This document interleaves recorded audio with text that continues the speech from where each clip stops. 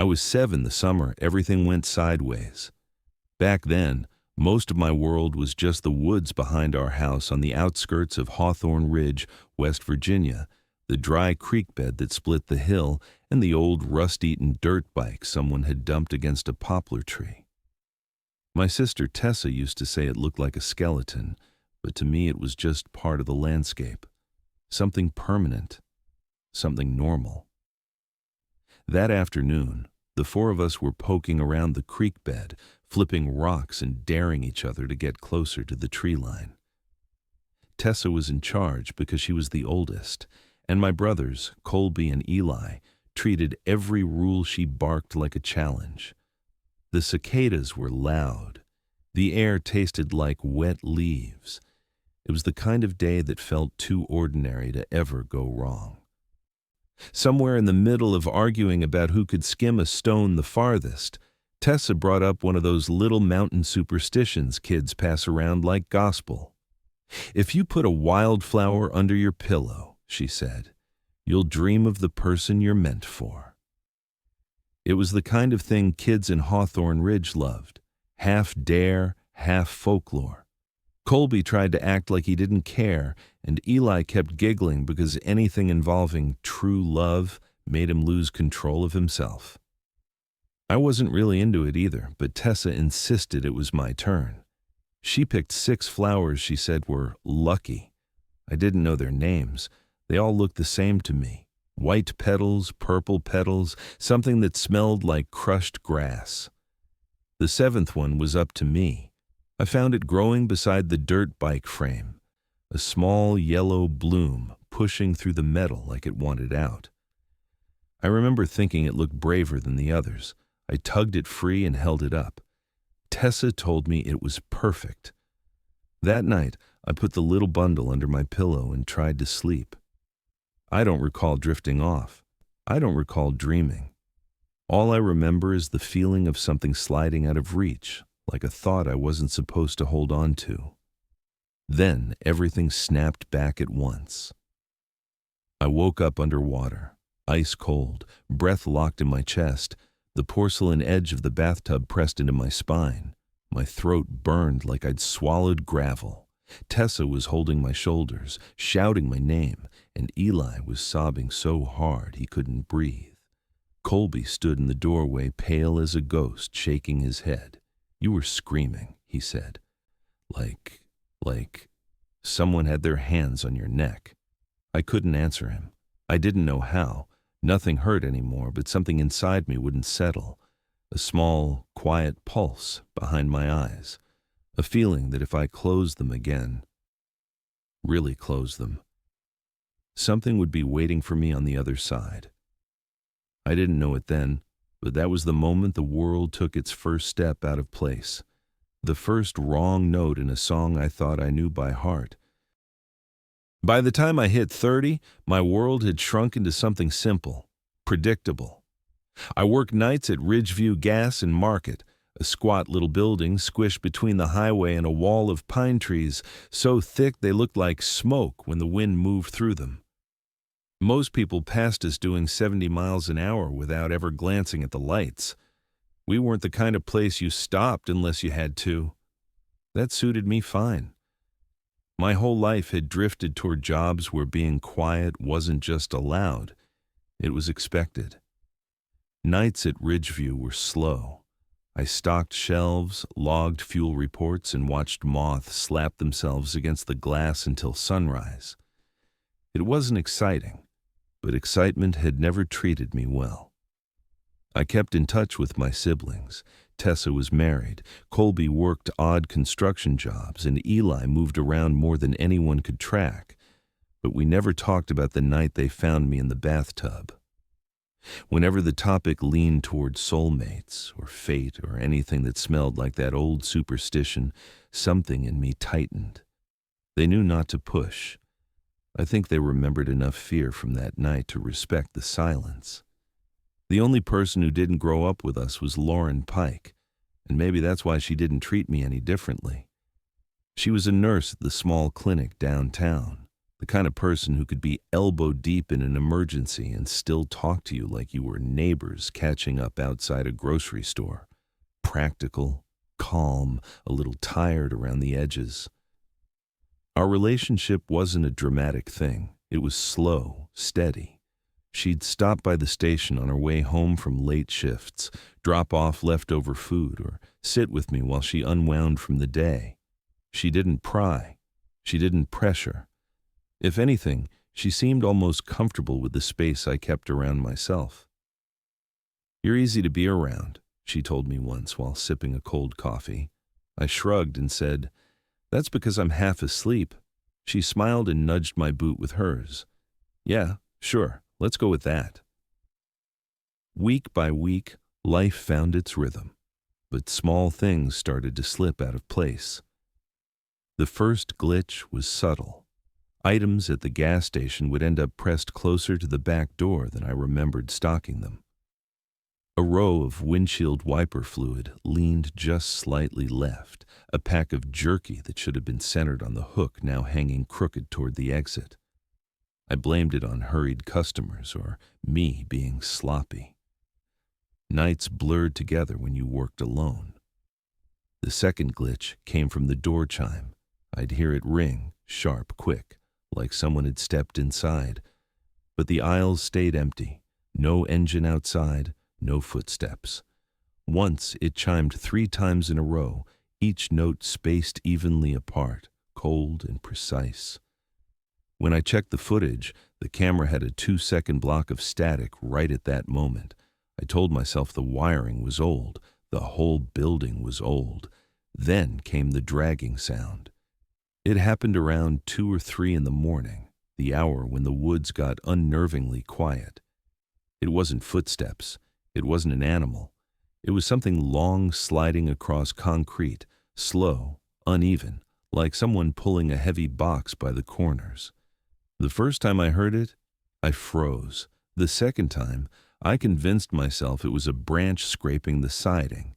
The third time, I had to step outside with my flashlight just to prove to myself the pavement was empty. And it was. Perfectly clean. Nothing there. I still didn't let myself think too hard about it. Work nights long enough and the world around you starts to bend. Shadows get personalities. Air hums with things that aren't really there. At least, that's what I told myself. But the one thing I couldn't explain away happened at home. Lauren stayed over a couple of nights each week. The first time she mentioned it, we were getting ready for work in the dim glow of my kitchen light. She leaned against the counter, arms folded, watching me butter toast like I'd just done something bizarre. "You breathe weird in your sleep," she said. "Weird how?" "Like you're fighting something or trying to get free." I laughed it off, but the sound came out thin. Probably a nightmare. She didn't laugh. She just gave this small, searching look, like she wasn't sure whether to push further. She never did. Lauren never forced anything out of me, and I never volunteered more than I needed to. Still, I caught myself avoiding sleep on the nights she stayed over. I'd say I needed to finish some paperwork, or that I wasn't tired yet, but the truth was simpler. I didn't want her to see whatever happened behind my eyelids. I didn't want to watch her face tighten the way it had in that dim kitchen light. One night, while counting register receipts, I thought about telling her. Just a little. Just enough to explain why certain words, destiny, meant to be, the one, made my chest clamp tight. But the second the thought came, something cold slid under my ribs, a pressure, like the warning of a migraine or a winter wind pushing the door inward. I shook it off, chalking it up to exhaustion. Everything had an explanation. Animals, wind, stress, fatigue. I repeated the list often enough that it almost felt true. Almost. By the second month of working nights, I'd stopped pretend surprising myself whenever something felt off. The Ridgeview station had a particular way of getting under your skin, quiet enough to hear your own pulse, lonely enough that the dark felt like a person. But even then, the rhythm of the place had rules. Predictable ones. and those rules started breaking in ways I couldn't ignore. The dragging sound came back first. It always hit at the same hour, somewhere between 2:07 and 2:12 in the morning. Not footsteps, not a vehicle shifting its weight on the lot. It was low, slow, a scrape across concrete like someone pulling their whole body behind them. At first, I'd step outside with the flashlight and make myself check every inch of pavement. Then I'd stand there, forcing my breath to stay steady while the woods stared back. Nothing ever waited for me. Nothing ever moved. But the sound always returned the next night. After a while, I stopped checking. I just stood behind the counter, hand on the register drawer, and listened to that slow drag like it was marking time. A metronome played by something that didn't care if I understood it or not. The second escalation happened when I started nodding off during shifts. I tried not to, but nights were long, and the station was warm, and exhaustion didn't always ask for permission. Once, just once, I slipped into a micro nap, head dipping forward for maybe 3 seconds. And in those 3 seconds, something jerked my ankle hard enough that my knee hit the counter. I snapped awake so violently I almost overturned the chair. My heart was sprinting. My ankle throbbed as if fingers had dug into it. There was no one in the store, no one outside. But the dragging sound came that night 2 hours early. I kept that part to myself. Some things feel less real when you don't say them out loud. The third escalation didn't give me that choice. Lauren spent the night at my place after a long shift. She fell asleep quickly. She always did. Burned out from work, still wearing her scrubs. I lay awake longer than I wanted to, counting the breath between her inhales just to make sure they stayed even. She woke before me the next morning, nudging my arm. "Aaron," she whispered, "what happened to me?" I blinked until the room came into focus. She'd peeled her shirt back over her shoulder. A dark bruise spread across the skin. Not a blotch, not a bump from the edge of the bed. It was shaped like 4 distinct fingers, and a thumb dragging down. My voice didn't want to work at first. "Did you hit something?" "No," she said, and the way she said it wasn't scared, just unsettled. "This looks like someone grabbed me." I sat up too fast. My throat tightened. "Lauren, I would never—" "I know," she cut in. "I know that. I'm just telling you it's weird."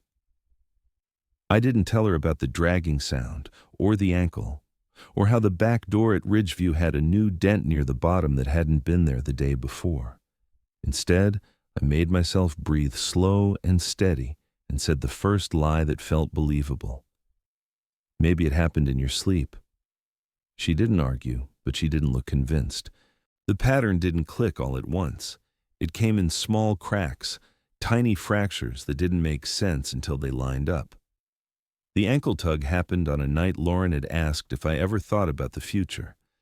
The dragging sound grew louder after she brushed the back of my hand in the car. The bruise formed after I hesitated when she said she loved being around me. Guilt, conflict, division. Every time I felt pulled between wanting to let her in and wanting to keep her safe, something else pulled closer. I didn't want to believe it. So I didn't. Not until the night Deputy Carter Hensley walked through the sliding doors. It was close to 3 a.m. The dragging sound had already passed once. I was reorganizing the lighters behind the counter when the silent alarm pinged on our system. A back door trigger, the kind that was supposed to activate only if someone pried at the lock. A few minutes later, Carter stepped in with his flashlight and that steady, weathered calm unique to Appalachian law enforcement. His boots were muddy. His brow was tense in a way he tried to hide. "Everything all right, Coyle?" "Yeah," I said. "Probably a raccoon." He clicked his tongue softly. You sure?" "Pretty sure." Carter glanced toward the back hallway, then back at me. Something flitted across his expression. Unease, maybe recognition. He lowered his voice. Coil. You got someone following you tonight? The words froze me. I didn't answer right away. He didn't press. After he left, I pulled the CCTV feeds. The motion sensors had been triggered 3 times between 2:10 and 2:30 a.m. The store floor looked empty in all of them, just rows of chips and dusty shelves. But in the last clip, the camera jittered, the frame shook, and a shadow near the mop sink stretched longer than it should have, like something had leaned too close. I shut off the monitor. I didn't need to see more. Over the next week, the activity followed me home. The dirt outside my porch had always been soft, easy to read, perfect for spotting raccoon tracks, deer prints, even the occasional stray dog. But one morning I stepped outside and saw parallel grooves carved through the soil, long, straight, unevenly spaced, like someone dragging a heavy object backward, except there were no footprints, no tire marks, no boot edges, just those 2 lines running from the tree line to my doorstep. I knelt to touch the dirt. It felt cold, damp, colder than the air around it. A quiet recognition settled into my bones, not understanding, not fear, just recognition. It was following a rule I didn't remember setting, a promise I didn't remember making. And the more I tried to push down the tightening in my chest when Lauren smiled at me, the closer that dragging sound came every night. The pattern wasn't something I discovered. It was something that unfolded around me, patient, certain, inevitable, and by then, it was already too late to pretend it wasn't real. Nights at Ridgeview always felt the same until the night everything tipped. I remember the hum of the coolers, the metallic buzz of the fluorescent lights, the smell of overbrewed coffee drifting from the tiny pot behind the counter. That sameness was comforting. It meant the world was staying in its lane. It meant nothing was reaching for me. Lauren showed up a little after midnight. She'd worked a double shift and still somehow looked more awake than I felt. She set 2 cups on the counter, hers half empty, mine steaming, before sliding into the plastic chair by the window. Break time, she said, mandatory. I smiled despite myself. I didn't know you could enforce laws here. I can. I'm a nurse. It's basically the same thing. We sat like that for a while. Her rubbing her eyes, me pretending the caffeine would keep my head upright. The station was quiet in the way only back roads can be. The kind of silence that feels layered, as if something underneath it is breathing slow and deep. At some point, my eyelids dipped, just a second or two, the soft kind of drift where you're still aware of the world but slipping past its edge. I felt my head tilt forward. Then I heard Lauren gasp. Not a startled sound, a ripped from the air kind of sound. My eyes snapped open. Lauren was no longer sitting upright. She was halfway off the chair, yanked sideways, her fingers clawing at the counter as the chair's legs screeched against the tile. Her hair whipped across her face like something had pulled her hard enough to twist her whole body. "Lauren!" I lunged forward. The chair slammed over. She hit the ground, sliding a few inches across the tile, as if an invisible hand had hooked her shoulder and dragged. The back door slashed open with a violent bang. The shelves nearest the hallway rattled. The top row of energy drinks fell one by one, like something had shoved the shelving from behind. I grabbed Lauren under the arms, pulling her close. Her breath came out in sharp, stuttering bursts. She was shaking, but not from fear. More like her nerves didn't know what signal to send her body. "What the hell was that?" she whispered. Before I could answer, the dragging sound started. Right, behind, the wall, not outside, not down the hall, directly behind the inner paneling, like something was pulling itself along the studs with its nails. My throat tightened. My heart climbed into the back of my jaw. "No," I breathed, not to her, not to myself, maybe to it. The lights flickered. The door chime let out a single high, sharp note, even though no one had touched it. Then the air shifted, like a pressure drop before a storm, and my body jolted as something closed around my throat. Not choking, not squeezing, just holding, the way someone grabs a wrist too tightly, the kind of pressure that warns before it crushes. I staggered back, hand flying to my neck, my fingers pressed against nothing, but the force didn't let go. I couldn't inhale. My vision pulsed with heat.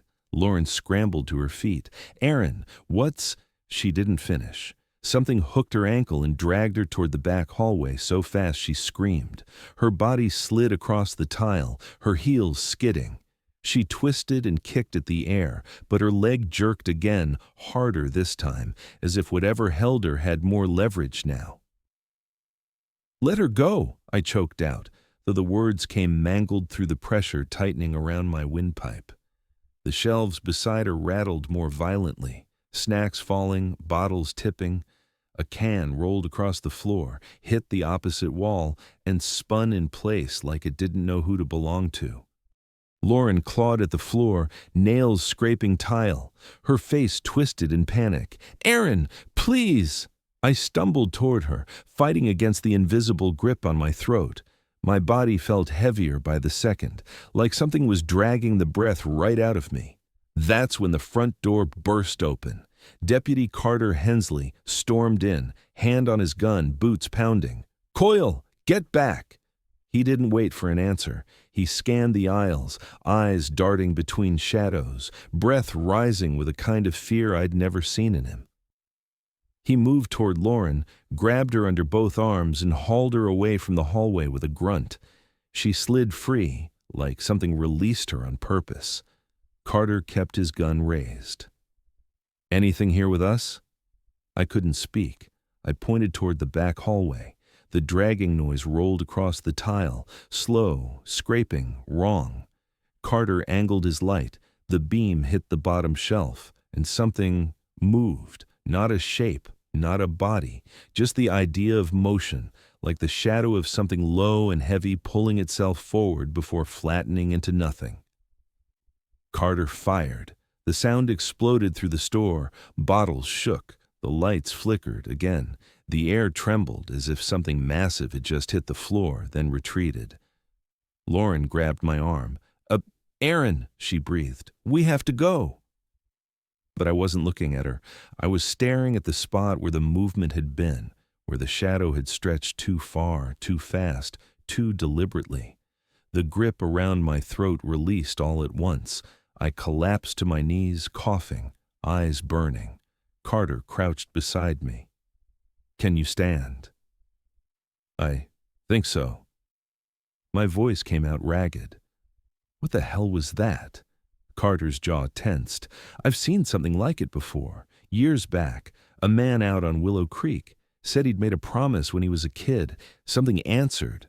Lauren froze. "A promise?" Carter didn't look at her. He looked at me. "Whatever's tied to you, it doesn't understand the difference between affection and possession. It doesn't understand boundaries, and it damn sure doesn't understand pain." My stomach dropped. "You're saying it's jealous." "I'm saying it's territorial," Carter corrected. "And it's strongest when you're tired or when your mind's split. Something like that doesn't have feelings, but it knows when it's losing you." Lauren wrapped her arms around herself. "So what do we do?" "We leave," Carter said. "Now, both of you." We didn't argue. I helped Lauren stand. Carter kept his gun pointed toward the back hallway while we backed out of the store. The dragging sound followed us, scratching along the tile, then across the threshold, then onto the concrete outside. When we reached Carter's cruiser, Lauren climbed in shaking. Carter put the car in gear, jaw clenched tight. As we pulled away, I looked back at the darkened station. A long shadow slid across the front window, something dragging itself sideways, low, patient. Carter's hands tightened on the wheel. "Don't look at it, Coyle." I tried not to. I really did. But the scratching followed us all the way down the road, then circled the porch of Carter's home as we stumbled inside, locking every door behind us. The three of us didn't speak for a long time. We just listened, and the dragging outside kept going. Slow, persistent, like it knew exactly where I was. Carter's house sat on a patch of gravel at the end of a narrow country road, a place where the woods pressed close enough that the porch light barely touched the tree line.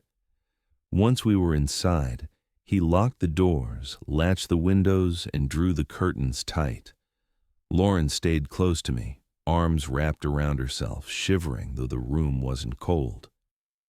The three of us sat in the living room with nothing but the low hum of the refrigerator and the far-off creak of wood settling in the walls. Carter pulled a chair forward and sat with his elbows on his knees, like a man preparing to say something he didn't want to say. "I should have talked to you sooner," he muttered. "I just didn't want to believe it was happening again." I swallowed hard. "Happening again?" Carter rubbed his jaw. "There's a tradition in these mountains, old one. Kids don't understand what it means, but they play with it anyway. Promise, rituals." He looked up at me. "Not prayers, not magic, just agreements. And some things take agreements literally." Lauren hugged her legs to her chest. "You're saying this thing is a what? A ghost?" "No." Carter shook his head.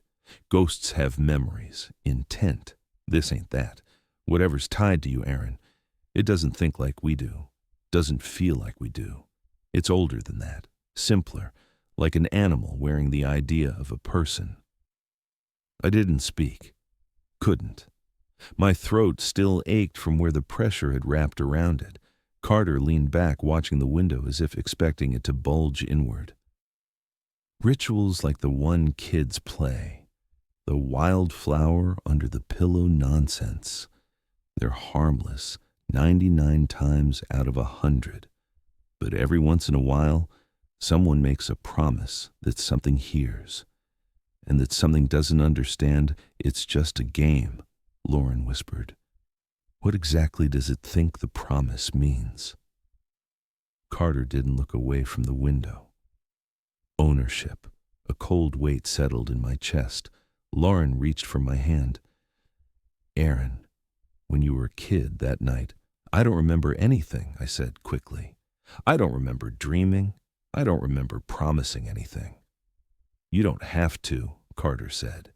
"It remembers for you." I clenched my jaw, trying to breathe past the knot in my chest. "How do you know all this?" "Because I watched a man go through the same thing," he said quietly. "Willow Creek, maybe 15 years ago. He chose something he shouldn't have in one of those childhood games. Said he saw something in his dreams, something he thought he loved, and it followed him into waking life. Wanted him to come back." "And what happened to him?" I asked. Carter didn't answer right away. His silence said enough. Lauren leaned against me, her breath unsteady. "So what? It thinks it owns Aaron because he picked some flower when he was 7. "It thinks," Carter said, "that the flower was a claim, a mark, its version of a vow." The room felt smaller with every word, the air heavy, my pulse thudding in my ears. Something about all of it scratched at old buried places in my mind. A dark spot I'd spent decades avoiding. A spot that always felt bigger when I thought too hard about love, relationships, anything that required closeness. Carter stood abruptly. "Call someone who was there with you that night, someone who saw what happened." I didn't want to.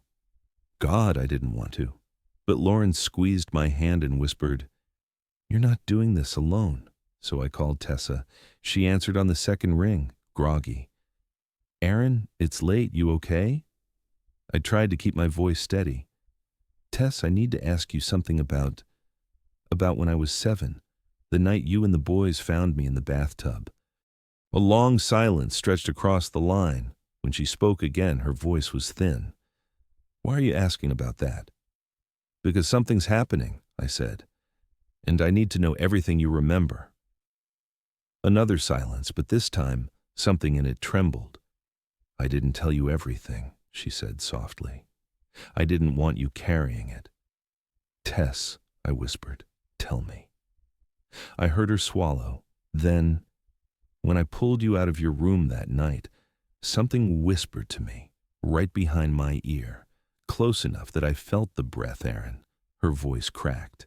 It said, "He promised me first." My stomach lurched. The room tilted. Lauren's grip on my arm tightened so hard, her nails dug into my skin. "Tess," I managed, "why didn't you ever?"